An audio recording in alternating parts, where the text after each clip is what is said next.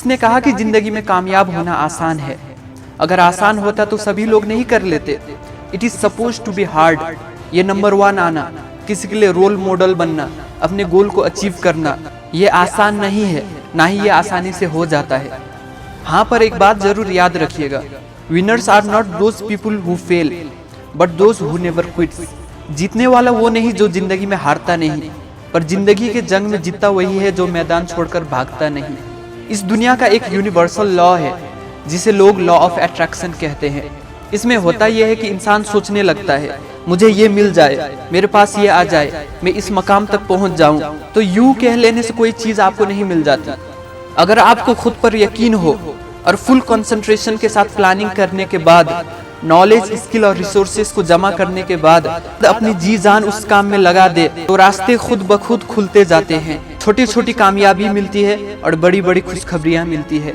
दुनिया में 2 किस्म के लोग होते हैं, एक एक्सक्यूज मेकर और दूसरा रिजल्ट क्रिएटर। एक बहाना बनाता है तो दूसरा रिजल्ट बनाता है। इसी तरह की एक कहानी एक 19 साल के लड़के की है जो बिल्कुल बेपरवाह था। उसे अपनी जिंदगी से कोई मतलब नहीं था।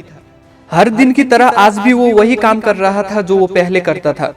उसी दिन उस लड़के की मुलाकात एक अनजान शख्स से हुई जिसे ना उसने पहले कभी देखा था, ना उसे वो जानता था।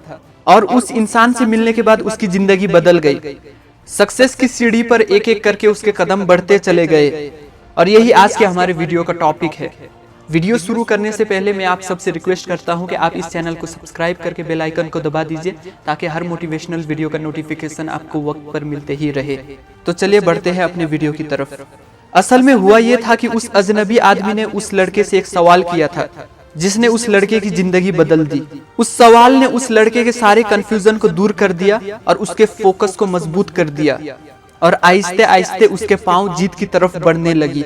और वो सवाल ये था कि are you interested to achieve your goals and dreams और are you committed to achieve it. यानी क्या तुम अपने जिंदगी के गोल्स को पाने के लिए सिर्फ दिलचस्पी रखते हो या उसके लिए कमिटेड हो, पूरे दिल के साथ और बहुत सारे जज्बे के साथ उस काम को करते हो।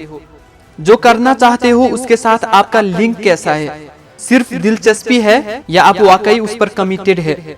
वो बंदा कहने लगा, जवान सुनो मेरी बात, अगर तुम अपने गोल्स में सिर्फ दिलचस्पी रखते हो तो तुम कभी मुश्किल काम नहीं करोगे, हमेशा शॉर्टकट की तलाश करोगे। अपने गोल्स को हासिल करने के लिए सिर्फ वही काम करोगे जो आसान होगा। और अगर तुम कमिटेड होगे तो तुम्हारा इरादा पक्का हो जाएगा कि मैंने अपने मकसद को जैसे भी हासिल करना है, चाहे उसके लिए उसे कोई भी कीमत चुकानी पड़े। वो अपनी जी जान लगा देता है उस काम के लिए।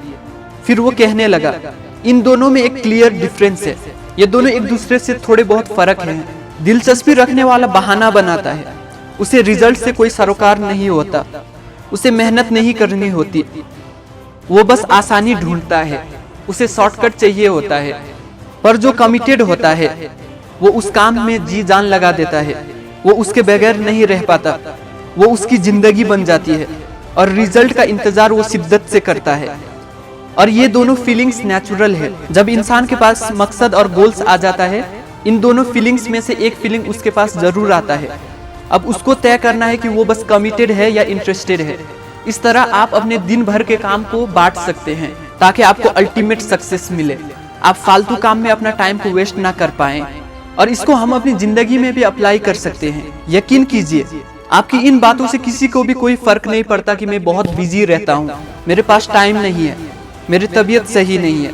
पर असल में लोगों को इस बात से कोई फर्क नहीं पड़ता। लोगों को बस ये गर्ज होता है कि नतीजा मिला कि नहीं, मेरा काम हुआ कि नहीं हुआ।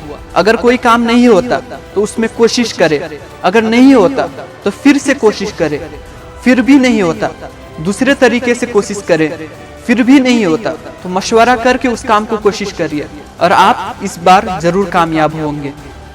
इसलिए अपने दिन भर के शेड्यूल को पहले ही तय कर लीजिए।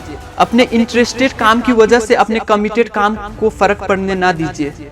अगर उसमें फर्क पड़ गया तो आप कभी कामयाब नहीं हो पाएंगे।